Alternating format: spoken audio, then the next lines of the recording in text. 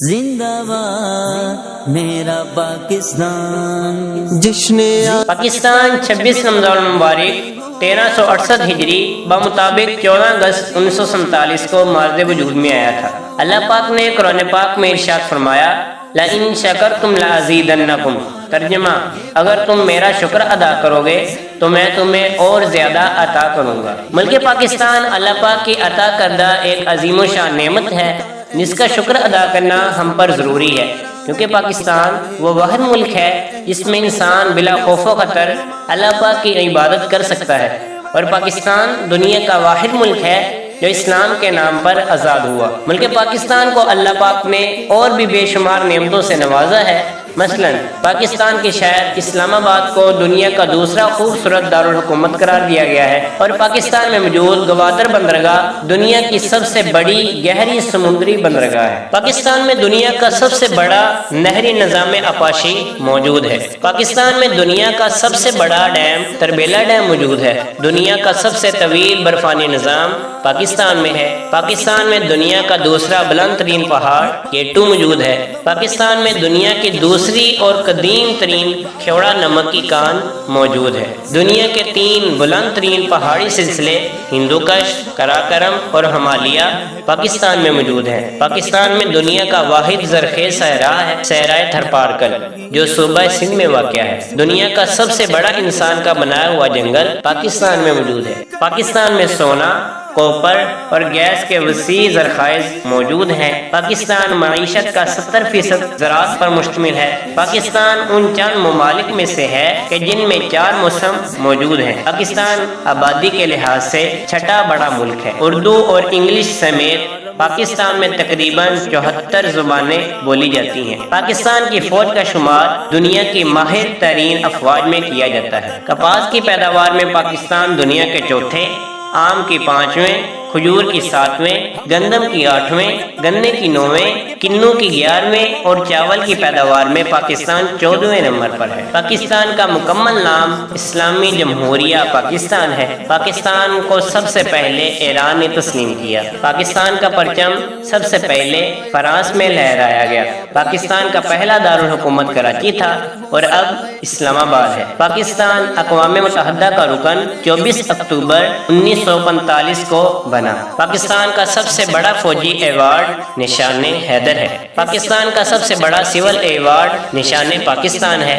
پاکستان کا نام چودھری رحمت علی خان نے تجویز کیا تھا۔ پاکستان کا سب سے مشہور جزیرہ منوڑا ہے۔ پاکستان کی سب سے بڑی جھیل مچھر جھیل ہے۔ رقبے کے لحاظ سے پاکستان کا سب سے بڑا ضلع چاگی ہے۔ پاکستان کا سرد ترین مقام سکردو اور گرم ترین مقام جیب کا آباد ہے۔ یوم پاکستان 23 مارچ کو منایا جاتا ہے۔ پاکستان جب ایٹمی طاقت بنا اس دن کو ہم یوم تکبیر کہتے ہیں۔ پاکستان کے شہر حیدرآباد کو خوشبو کا شہر کے نام سے جانا جاتا ہے۔ پاکستان کا سب سے طویل دریا دریائے سندھ ہے۔ پاکستان کا شہر کراچی پیرس آف ایشیا کہلاتا ہے۔ پاکستان کے شہر سرگودا کو شہینوں کا شہر کہا جاتا ہے۔ پاکستان کی سب سے بڑی صنعت ٹیکسٹائل ہے۔ پاکستان کی سب سے بڑی نہر نارا کینال ہے۔ پاکستان کا دارالخلافہ اسلام آباد ہے۔ پاکستان کا قدیم ترین شہر ملتان ہے۔ پاکستان کا قومی ترانہ حفیظ جلندری نے لکھا۔ پاکستان کا قومی نعرہ لا الہ الا اللہ ہے۔ پاکستان کے قومی ترانے میں لفظ پاکستان صرف 1 مرتبہ آیا ہے۔ پاکستان کا قومی کھیل ہاکی ہے۔ پاکستان کا قومی پرندہ چکور ہے۔ پاکستان کا قومی جانور مارخور ہے۔ پاکستان کا قومی رنگ سبز اور سفید ہے۔ پاکستان کا قومی لباس شلوار قمیض ہے۔ پاکستان کا قومی پھول چنبیلی ہے۔ پاکستان کا قومی نعرہ اتحاد، نظم اور ایمان ہے۔ پاکستان کا قومی مشروب گنے کا رس ہے۔ پاکستان کا قومی کھیل ہاکی ہے۔ پاکستان کا قومی دریا دریائے سندھ ہے۔ پاکستان کا قومی پہاڑ K2 ہے۔ پاکستان کی قومی مسجد شاہ فیصل مسجد ہے۔ پاکستان کے قومی شاعر علامہ محمد اقبال ہیں۔ پاکستان کی قومی سبزی بھنڈی ہے۔ پاکستان کا قومی درخت دیودار ہے۔ پاکستان کی قومی ڈش نہاری ہے۔ قومی پرچم میں موجود گہرا سبز رنگ مسلمانوں کی علامت ہے۔ پاکستان کی قومی زبان اردو ہے۔ پاکستان کا قومی پھل آم ہے۔ پاکستان کا قومی رینگنے والا جانور مگرمچھ ہے۔ پاکستان کی قومی مچھلی کا نام مہا شیر ہے۔ پاکستان کا قومی دن 23 مارچ ہے۔ پاکستان کی قومی مٹھائی گلاب جامن ہے۔ یہ دنیا کی سب سے بڑی ہجرت تھی جو پاکستان بننے کے بعد ہوئی۔ پاکستان میں پاک کا معنی طیبہ ہے اور ستان کا معنی مدینہ ہے، یوں پاکستان کا معنی مدینہ طیبہ ہے۔ پاکستان کا مطلب کیا؟ لا الہ الا اللہ، دستور ریاست کیا ہوگا؟ محمد الرسول اللہ۔ پاکستان کی آزادی کی بنیاد دو قومی نظریے پر رکھی گئی، جس کا مطلب یہ تھا کہ مسلمان اور ہندو دو الگ الگ قوم ہیں، کہ مسلمان ایک خدا کی عبادت کرتے ہیں جبکہ ہندو بتوں کی پوجا کرتے ہیں، اور یہ کبھی بھی اکٹھے نہیں ہو سکتے۔ سب سے پہلے دو قومی نظریے کی بنیاد شیخ مجدد الف ثانی علیہ رحمہ نے رکھی تھی۔ پاکستان کی آزادی میں علماء کرام کا کردار سر فہرست ہے۔ جیسے پیر جماعت علی شاہ صاحب نے فرمایا، جو مسلم لیگ کو ووٹ نہ دے وہ میرا مرید ہی نہیں ہے۔ انگریزوں نے احمد اللہ شاہ صاحب کی گردن کاٹ کر دلی کے چاندنی چوک میں لٹکا دی تاکہ مسلمان یہ دیکھ کر ڈر جائیں اور پیچھے ہٹ جائیں۔ پاکستان کی اس دھرتی سے حضور نبی کریم صلی اللہ علیہ وآلہ وسلم کو محبت تھی۔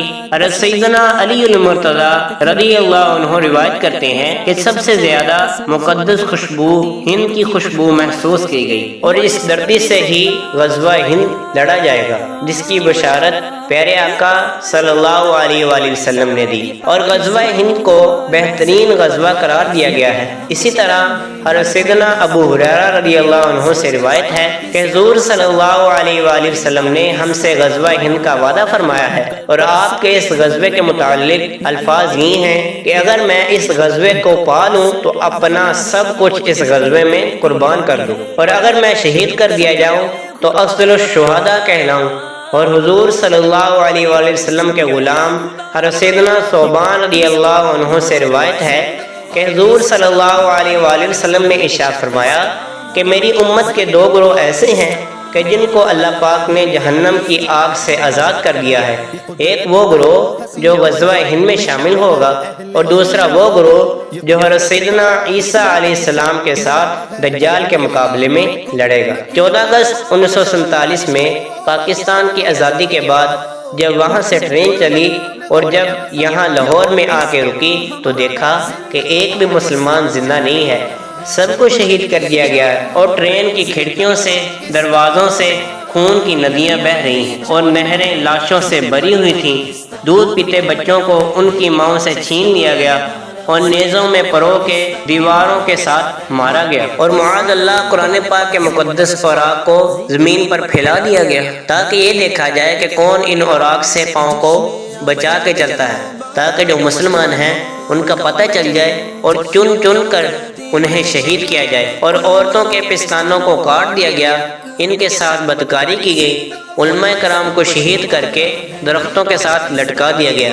بہت ساری ماؤں نے اپنے بچوں کو اپنے ہاتھوں سے صرف اس لیے شہید کر دیا کہ کافروں کو ہمارے بارے میں معلوم نہ ہو جائے۔ پاکستان بڑی مشقتوں سے حاصل کیا گیا ہے، اس کی قدر کیجیے اور خدا کا شکر ادا کیجیے، صدقہ کریں، 2 رکعت شکرانے کے نوافل ادا کیجیے، اور ہو سکے تو اس دن روزہ بھی رکھیے۔